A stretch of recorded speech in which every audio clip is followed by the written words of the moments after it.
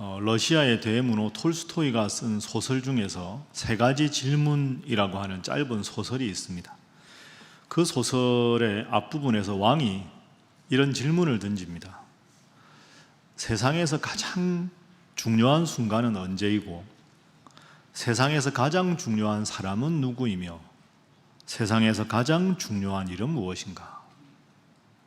세상에서 가장 중요한 순간은 언제이며, 세상에서 가장 중요한 사람은 누구이며, 세상에서 가장 중요한 일은 무엇인가? 이 중요한 질문을 가지고 왕이 지혜로운 현자를 찾아갑니다.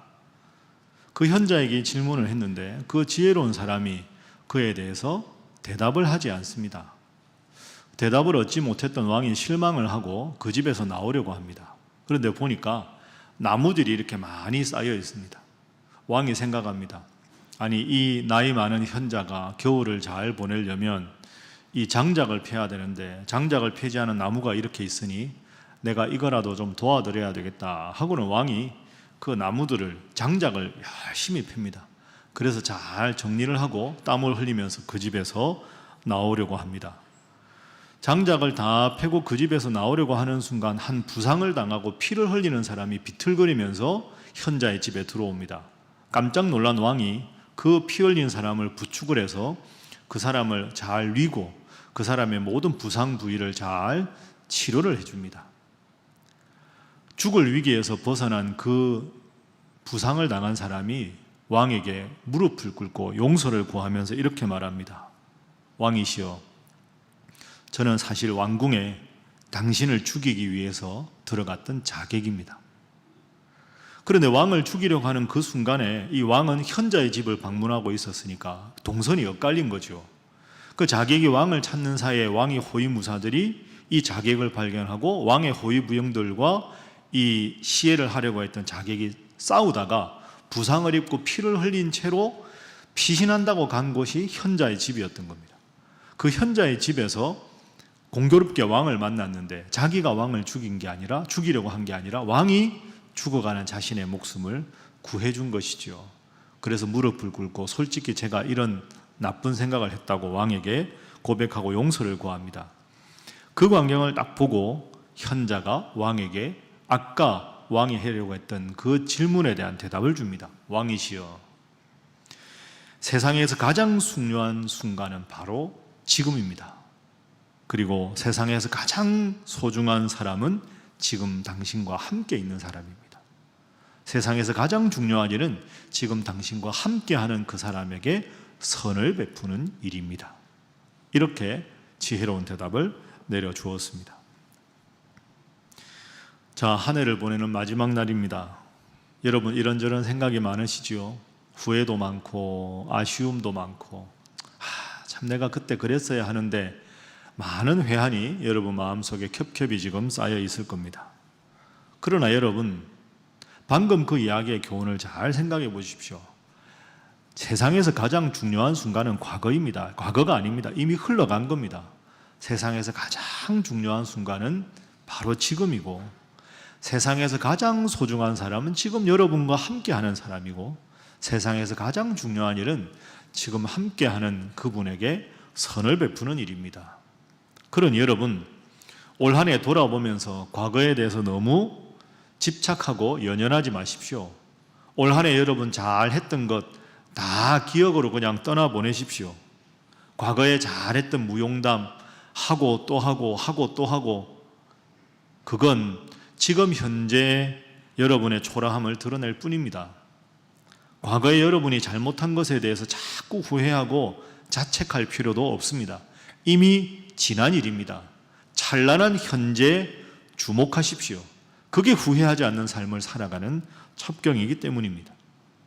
그러면 오늘 우리가 12월 31일 올해 마지막 날을 맞이하면서 묵은 해를 잘 떠나보내고 새해를 은혜 가운데 맞이하려면 하나님 믿는 사람으로 무엇을 기억해야 되는가?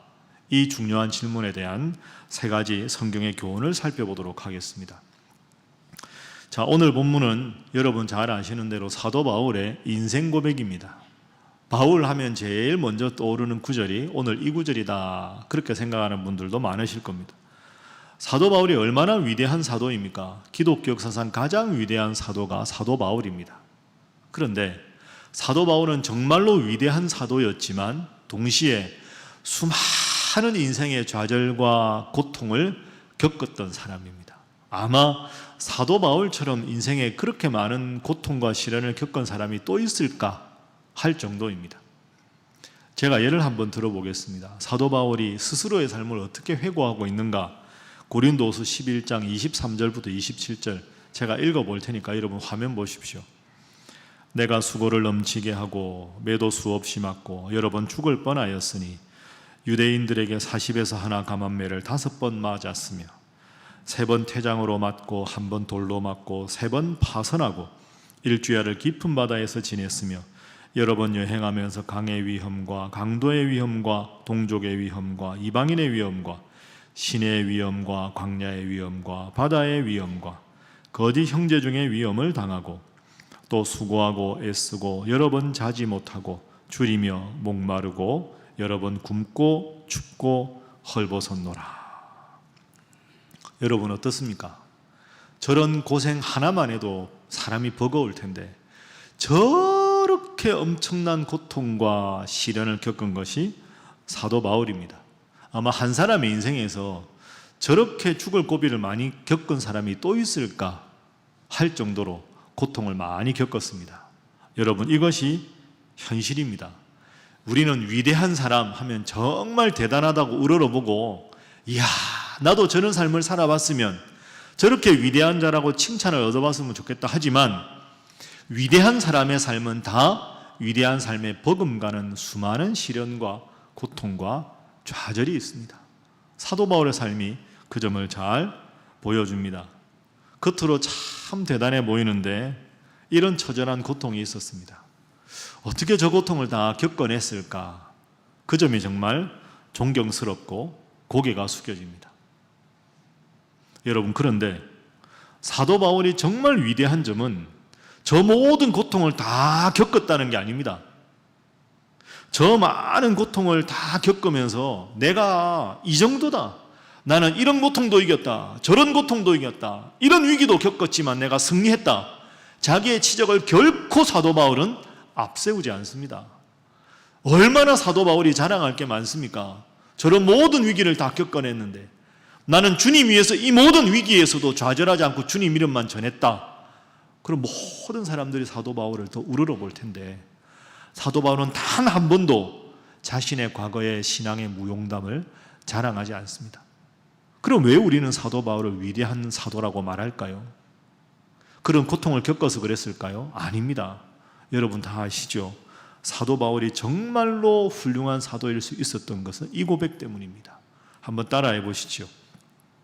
내가 나 된 것은 오직 하나님의 은혜로 된 것이니. 여러분 믿습니까? 참 대단하지 않습니까? 제가 설교 준비하면서도 감탄했습니다. 감탄. 저렇게 많은 고통을 겪었으면 나를 봐라. 나 같은 사람이 어디 있냐? 나만큼 믿은 사람 좋은 사람이 어디 있냐 할 법도 한데 다 배설물로 여기고 아니야. 오직 내가 나 된 것은 하나님의 은혜입니다. 하나님 이름만 다 높이는 그런 위대한 사도입니다. 어떻게 사도 바울은 이런 은혜를 고백할 수 있었을까요? 여러분 사도 바울의 삶을 보면 이 은혜라고 고백한 것에는 3가지 종류의 은혜가 있습니다. 그리고 이 3가지 종류의 은혜는 사도 바울뿐 아니라 오늘 여러분들에게도 그대로 적용이 됩니다. 내가 나 된 것은 오직 하나님의 은혜라고 고백할 수밖에 없는 사도 바울의 3가지 은혜, 그걸 지금부터 한번 살펴보겠습니다. 첫 번째는 사도 바울의 삶을 쭉 보면 주님을 모르던 자신이 주님을 믿게 된 것에 대한 은혜를 고백합니다. 여러분 잘 아시는 대로 사도 바울이 다메섹에서 예수님 만나서 능력 있는 복음 전도자가 되기 전에 예수님 믿던 사람들을 박해하던 사람이었습니다. 말씀드린 대로 사도 바울이 처음에는 예수님 믿던 사람들을 박해했지요. 박해하러 가다가 예수님을 만납니다. 어디서 만납니까? 다메섹에서 만납니다. 다메섹에서 사울아 사울아 어찌하여 내가 나를 박해하느냐. 예수님 만나서 위대한 복음 전도자로 변화가 됩니다. 그러니까 사실은 바울일 수 있었던 가장 중요한 비결은 다메섹에서 예수님을 만난 경험 때문입니다. 여러분에게 묻습니다. 여러분에게도 다 다메섹이 있으실 겁니다. 여러분에게 다메섹의 경험은 언제입니까? 아유, 목사님, 저는 중간에 이렇게 예수님을 믿은 게 아니라 모태신앙이라 저에게는 다메섹의 경험이 없습니다. 아닙니다. 모든 사람에게 다 다메섹의 경험이 있습니다. 여러분, 그저 신앙생활을 하시다가 어느 날 우연히 배우자 때문에 억지로 들어왔던 예배당에서 그날따라 말씀 듣다가 은혜 받은 경험이 있으실 겁니다. 아니면 청소년기 지나실 때 그냥 주일이면 예배당에 그냥 가다가 청소년부 수련회 가서 은혜 엄청나게 받고 청년부 수련회 가서 은혜 받아서 정말 그때부터 부모님의 하나님, 내 친구의 하나님이 아니라 나의 하나님, 나의 예수님으로 고백한 순간이 있으실 겁니다. 남자분들은 흔히 또 군대 가서 초코파이 때문에 예배당 갔다가 거기서 은혜를 경험하는 경우도 있습니다. 그게 다 여러분에게서 다메섹의 경험이라고 할 수 있지요. 그런데 그런 다메섹의 경험을 가만히 여러분 떠올려 보면 여러분이 잘해서 다메섹을 경험한 게 아닙니다. 바울이 예수님 만나게 해달라고 기도한 게 아닙니다. 하나님의 능력으로 예수님께서 일방적인 은혜를 베풀어 주셔서 다메섹에서 만나 주신 거죠. 여러분이 오늘 여기 어떻게 와 계십니까? 이 이른 아침에 생각해 보면 주님께서 여러분에게 은혜를 베풀어 주셔서 여러분의 인생에 다메섹을 경험하게 해 주셨기 때문에 여러분이 오늘 이 자리에 계신 줄로 믿습니다. 그렇게 생각하면 이게 얼마나 은혜입니까? 하나님의 은혜로 이 쓸데없는 자, 왜 나를 다메섹 경험을 통해서 주님을 믿게 해주셨는지 나는 알 수가 없다. 내가 오늘 이 자리에 앉아 있는 것이 가장 큰 기적이요, 나에게 다메섹을 경험하게 하신 것이 오직 하나님의 은혜다. 이게 바울의 고백이고 여러분의 고백이 되어야 합니다. 때로 이렇게 살아가다가 막 힘들고 어려울 때, 그때는 아니야, 주님이 내게 은혜를 베풀어 주셔서 기도할 수 있다는 것이, 주님 믿는 사람으로 이 자리에 있다는 것이 얼마나 감사한가 생각하며 늘 돌아보면 삶 가운데 은혜와 은총을 고백하는 여러분 모두가 되시기를 주님 이름으로 축복합니다. 옆에 분들과 인사 한번 하겠습니다. 이 자리에 있는 것이 은혜입니다. 자, 한 번 더 할까요? 이 자리에 있는 것이 기적입니다. 이 고백이 있어야 현재를 감사하면서 살아갈 수가 있는 거죠. 두 번째 사도 바울이 경험한 은혜는 과거의 경험이 아니라 오늘 지금 이 순간에도 주님을 믿고 있다는 사실 자체가 은혜입니다. 여러분도 마찬가지 아닙니까? 내가 주님을 믿고 예배당에 나와서 이 자리에 앉아 있다, 이보다 더 큰 은혜와 기적은 없습니다. 제가 전에도 말씀드렸듯이 사도 바울을 대적하는 사람들이 참 많았습니다. 바울이 워낙 위대한 사도니까 어떻게 하든지 바울을 깎아내리고 자신의 위대함을 드러내려고 하는 거짓 사도들이 얼마나 많았는지 모릅니다. 근데 그 거짓 사도들이 사도 바울에 대해서 뭐라고 주로 공격합니까? 예를 들어서 이런 공격입니다. 아니, 예수 믿던 사람들을 박해하던 사람 아니냐? 저 사람의 진정성을 의심해 봐야 돼. 이런 사람들이 있고, 뭐 바울이 대단해, 바울은 예수님의 직계 제자가 아니잖아, 이렇게 음해하던 사람도 있고, 에이, 저 사람은 아니야, 저렇게 말주변이 없는데 하나님이 쓰시겠어? 저 사람은 지금 큰 병에 걸렸는데 자기 병도 못 고치는데 무슨 하나님의 사람이야? 하나님의 사람이라면 외모도 멋있어야 되는데 키도 작고 대머리에 매부리고 무슨 저런 사람이 하나님의 사람이야? 이런 수많은 인신공격이 있었습니다. 그 모든 인신공격은 평생 사도 바울의 삶을 괴롭혔습니다.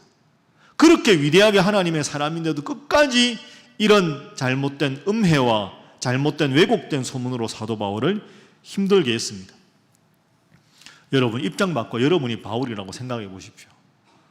내가 열심히 하나님 말씀을 전하는데 외모 가지고 공격하고 말 못한다고 공격하고 이런저런 트집 잡아서 막 공격하면 억울할 데가 없겠습니까?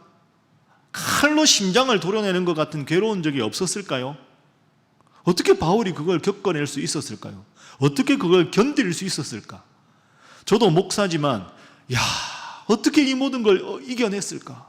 참 대단하다는 생각이 듭니다. 그러면서 깨달은 게 있습니다. 여러분, 우리의 마음속에는 늘 하나님 은혜가 함께 하지요. 이 은혜가 가득 차면 늘 기쁨이 넘칩니다. 그런데 자꾸 이런 공격을 받게 되면 충만했던 성령의 역사가 점점 빠져나가는 느낌도 들고, 은혜가 이만큼 가득 찼는데 이런 자꾸 잘못된 말을 들으면 은혜가 자꾸 내 속에서 사라지는 느낌이 듭니다. 자꾸 있던 은혜를 까먹게 되면 마음에 불평과 원망만 생기는 거죠. 그런데 어떻게 바울은 원망하지 않고 불평하지 않았을까요? 그 마음을, 심장을 도려내는 것 같은 그 아픈 마음 때문에 은혜가 줄어드는 것보다 더 많은 하나님의 은혜를 사도 바울은 마음속에 채운 겁니다. 빠져나가는 것보다 더 큰 은혜가 있었던 거죠. 아니야, 저들이 아무리 저렇게 나를 비난해도 내가 주님 위해서 이런 비난을 참을 수 있다면 그게 은혜 아닌가? 내가 그렇게 예수 믿던 사람들을 박해하던 자를 하나님께서 하나님의 말씀을 전하는 자로 써주셨으니 그 은혜가 얼마나 큰가? 압도적인 은혜로 원수들의 그 많은 상처와 괴로움을 다 내보내도 늘 충만한 은혜로 채운 거죠. 그래서 내가 나 된 것은 하나님의 은혜다, 이렇게 고백할 수가 있었던 겁니다. 빠져나가는 것보다 더 많은 것을 채워야 우리의 마음에 평안이 넘치는 것이지요. 여러분, 그래서 이 점을 깊이 생각해 보십시오. 새해에는 좀 내 인생에 문제가 없었으면 좋겠다. 새해에는 좀 시련이 없었으면 좋겠다. 어려움이 없게 모든 일이 다 잘 되면 좋겠다, 이런 생각하십니까? 죄송하지만 우리의 인생에 그런 날은 오지 않습니다. 문제 없는 인생 오지 않습니다. 문제 없는 인생이 되려 위험할 수 있습니다. 교만할 수 있으니까요. 그러니까 여러분, 꼭 기억하십시오. 여러분이 세상을 살아가다가 세상이 너무 커 보이면, 내 앞에 당한 문제가 너무너무 커 보이면 기도해야 될 줄로 믿습니다. 뭐라고 기도해야 할까요? 하나님, 세상이 버겁습니다. 이 문제가 버겁습니다. 세상보다, 문제보다 주님이 더 커 보일 수 있도록 주님, 제 영안을 열어주십시오 하고 기도하는 것이 우리에게 필요합니다. 주님이 더 크게 보여서 내 앞에 있는 문제를 작게 여길 수 있도록 주여, 제 영안을 열어주십시오. 그 기도가 우리에게 필요한 거죠. 왜 그렇습니까? 화면에 제가 썼습니다. 한번 보십시오. 여러분, 고난은 피해갈 수 있는 게 아닙니다. 고난보다 더 큰 은혜로 그 고난을 이겨나가는 겁니다. 고난은 피하는 것이 아니라 더 큰 은혜로, 큰 고난을 작게 보고 고난을 은혜로 돌파하는 것, 그게 하나님을 믿는 사람입니다.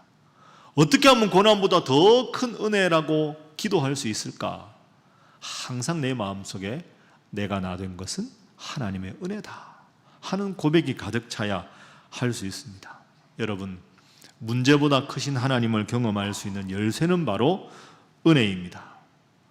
감사의 은혜로, 기쁨의 은혜로 모든 고난을 넘어설 수 있는 위대한 은혜의 고백이 새해에도 여러분의 삶에 충만하기를 주님 이름으로 축복합니다. 옆에 분들과 인사 한번 하겠습니다. 은혜로 문제의 파도를 넘으시기 바랍니다. 자, 한 번 더 할까요? 은혜가 평안의 열쇠입니다. 그러면 과거를 돌아봐도 은혜고, 오늘 내가 하나님 믿고 사는 것도 은혜고, 그걸 마지막으로 바울이나 우리나 앞으로 살아갈 삶을 바라보면서 이런 고백해야 되겠죠. 앞으로 살아갈 삶을 향한 선취적인 고백입니다. 주님, 내 미래도 은혜의 손길 안에 있음을 고백합니다. 한번 따라합니다. 내 미래도 은혜의 손길 안에 있음을 고백하겠습니다. 여러분, 그렇게 하겠습니까? 네. 돌아보니 그것도 은혜고, 지금 하나님 믿고 사는 것도 은혜니 앞으로 내 인생도 하나님의 은혜의 손길 안에 있음을 미리 고백합니다. 그 고백이 우리에게 필요하다는 거죠. 여러분, 내일부터 새로운 새해가 시작이 됩니다. 새해 어떤 계획을 세우셨습니까? 신앙적으로 여러분 어떤 계획을 세우셨는가? 오늘 제가 쭉 말씀드리면서 이런 기도 어떻습니까? 외우기 어려울까 봐 제가 화면에 썼습니다. 주님 세상의 유혹과 고난을 은혜로 넘는 한 해가 되게 하여 주옵소서. 범사에 하나님의 은혜를 고백하는 한 해가 되게 하여 주옵소서. 여러분, 저 정도면 충분하지 않겠습니까? 유혹과 고난이 없이 해달라고 기도하는 게 아니라 유혹이 오고 고난이 오고 어려움이 오도 은혜로 넘는 한 해. 따라합니다. 은혜로 넘는 한 해. 은혜로 넘는 한 해. 그 고백이 우리의 삶에 필요한 겁니다. 그 바울이 그 숱한 어려움을 겪었지만 다 은혜라고 딱 고백을 하니까, 그 은혜로 가득가득 마음을 채우니까 힘들고 어려워도 한숨 쉬는 것 대신에 기도하고 불평하는 대신에 감사할 수가 있었던 거죠. 자, 오늘 12월 31일 오늘 한 해를 쫙 돌아보십시오. 어려움도 있었고 좌절도 있었고 슬픔도 있었고 괴로움도 있었고 내 마음에 크고 작은 생채기도 났습니다. 여전히 그래서 괴로우십니까? 얼핏 보면 괴로운 것 같은데, 야, 그래도 내가 견디고 하나님 앞에 이 자리에 나와 있는 것이 은혜다. 그 고백이 오늘 우리에게 필요하지 않겠습니까? 제가 참 위로를 받는 이야기가 있어요. 여러분에게 다시 소개하겠습니다. 어떤 사람이 양 어깨에다 이렇게 지게를 지고 물동이 2개를 내려서 물을 항상 나르곤 했습니다. 오른쪽에도 지게 끝부분에 항아리가 있고 왼쪽에도 물 항아리가 있습니다. 그걸 항상 지고 가서 이제 시냇가에서 물을 받아다가 집에다가 물을 놓곤 합니다. 그런데 이 두 물 항아리가 다릅니다. 오른쪽에 지게에 걸려있는 이 항아리는 튼튼하고 좋은 항아리고요, 왼쪽에 있는 이 항아리는 그 항아리, 물 항아리에 금이 갔습니다. 그러니까 항상 물을 퍼가지고 시냇물을 가득 넣어서 오면 집에까지 오는 사이에 항상 오른쪽 물 항아리에 물은 가득 차 있는데 왼쪽 물 항아리에 물은 어떻게 됐을까요? 금간대로 쫄쫄쫄쫄 물이 새서 항상 반밖에 남아있지 않습니다. 그러니 항상 같은 물을 담았는데 오른쪽 물은 가득 차 있고 왼쪽 항아리에 물은 금이 가서 반쯤밖에 없는 거죠. 왼쪽 항아리가 어느 날 주인에게 이렇게 말씀을 드립니다. 주인님, 너무 죄송합니다. 제가 금이 안 갔으면 한 번만 하셔도 될 일인데 꼭 제 항아리에 금이 가서 오른쪽 항아리에 비해서 물을 반밖에 못 담으니 주인님은 항상 저 때문에 또 한 번 더 수고를 하셔야 되는 것이 너무 죄송스럽습니다. 주인님이 이제 금이 간 이 제 몸은 버리시고 새 것으로 갈아 깨끗한 좋은 항아리를 쓰십시오. 그때 주인이 금이 간 항아리에게 이렇게 말합니다. 나도 안다. 너 금 간 건 내가 안다. 그런데 자, 나를 따라와라. 그러고는 이제 시냇가에서 집에까지 오는 길을 보여줍니다. 자, 봐. 길을 한번 봐. 그러니까 오른쪽 항아리, 하나도 물이 안 샌 그 항아리가 있는 그쪽 길은 아무런 풀도 없고 꽃이 없습니다. 물이 없으니까. 그런데 금간 항아리는 물이 쫄쫄쫄쫄쫄 계속 흐르니까 너 금간 항아리, 너가 온 그 길 봐봐, 왼쪽. 그 길을 보니까 꽃도 피어 있고 풀도 있고, 봐. 금이 간 게 좋은 거야. 너 금이 갔으니까 수많은 생명을 잉태했잖아. 금간 너 때문에 이렇게 아름다운 꽃이 피고 이렇게 풀들이 파릇파릇한 게 얼마나 보기가 좋으니 너는 금이 갔지만 너로 인해서 생명이 자라나는 모습을 보는 것이 나에게는 큰 기쁨이다. 나는 그걸 보면서 늘 행복하다. 이렇게 주인이 말을 했답니다. 여러분에게 묻습니다. 여러분은 금이 안 간 오른쪽 항아리 같습니까? 금 간 왼쪽 항아리 같습니까? 대답을 안 하십니까? 오른쪽일까요? 왼쪽일까요? 왼쪽입니다. 저나 여러분이나 하나님 앞에 우리가 감히 어떻게 저는 금이 안 간 오른쪽입니다. 교만한 거 아닙니까? 생채기도 나고 상처도 나고 기도하다가도 때로는 하나님께 원망도 하고 하나님 왜 제 인생에 이런 어려움이 있습니까? 막 기도하다가 때로는 한숨도 나오고 기도하러 왔는데 눈물도 나고 왜 내 인생이 이렇게 어렵고 힘드냐고 정말로 멀쩡한 항아리처럼 하나님만 잘 섬기며 살고 싶은데 내가 나를 봐도 금간 항아리 아닙니까? 그런데 그 금간 항아리 같은 내 인생을 1년간 하나님께서 잘 또 사용해 주셨습니다. 감사하지요. 그런 여러분, 앞으로 꼭 기억하십시오. 금이 간 항아리인데 주인이신 하나님은 괜찮다. 그래도 나 너 좋다. 그래도 내가 너를 사랑한다. 이렇게 말씀하셨습니다. 여러분 인생이 내년에 어떻게 될까요? 오른쪽 항아리면 좋겠는데 솔직히 자신이 없지 않습니까? 내년에도 왼쪽 항아리, 금간 항아리면 어떡할까? 그런 생각하십니까? 한 가지만 꼭 기억하십시오. 금이 간 인생이라고, 상처 있는 인생이라고 여러분 스스로를 미워하지 마십시오. 그건 잘못된 겁니다. 내 인생은 왜 이럴까? 나는 왜 이렇게밖에 못할까? 왜 내 인생은 금이 갔을까? 저 사람들은 멀쩡한데, 그러면서 스스로를 탓하지 마십시오. 예수님의 목숨까지 바꾼 여러분은 너무나도 소중한 분입니다. 앞으로 금이 간 인생이라고 해도 여러분을 탓하는 대신에 이렇게 생각을 바꾸십시오. 하나님, 올해도 금간 인생입니다. 금간 인생인데도 괜찮다. 그래도 나는 너를 사랑한다. 그 하나님께서 나를 지그시 사랑스러운 눈빛으로 보아주시는 것만 기억하게 해주십시오. 금간 인생이지만 너를 통해 수많은 생명을 잉태하는 것이 나에게는 행복하다. 나는 그래도 너를 사랑한다. 그 사랑의 눈빛으로 나를 바라보시는 하나님 바라보며 열심히 기도하며 살게 해주십시오. 그것이 내년을 향한 여러분의 인생의 고백이 되어야 할 줄로 믿습니다. 그게 오늘 사도 바울의 고백입니다. 그래서 오늘 올해 마지막 날을 맞이하면서 여러분 이렇게 기도하십시오. 주님, 제 인생이 금간 인생인데 그래서 내가 나 된 것은 하나님의 은혜입니다. 제 인생이 제가 봐도 금간 인생인데 그래도 내가 금간 인생인데도 하나님 저를 써주셔서 그저 감사합니다. 모든 것이 하나님의 은혜입니다. 오늘도 은혜를 고백하고 내일 2024년 1월 1일도 은혜를 고백하고 평생 여러분의 인생에 금간 인생에도 그래도 내가 너를 사랑한다 말씀하시는 하나님의 손에 붙들려 있는 것 기억하고 힘들고 어려워도 주님 바라보며 기도하며 감사하는 새해가 될 수 있기를 주님 이름으로 축복합니다. 기도하겠습니다. 사랑의 하나님 감사합니다. 올 한 해를 돌아보니 참 후회할 만한 일도 많았고 어리석은 점도 많았고 부족한 점도 참 많았습니다.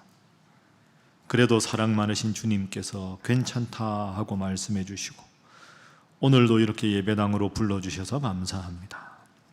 주님, 연약하고 금이 간 인생이어도 제가 주님 손에 있음을 늘 기억하게 하여 주옵소서.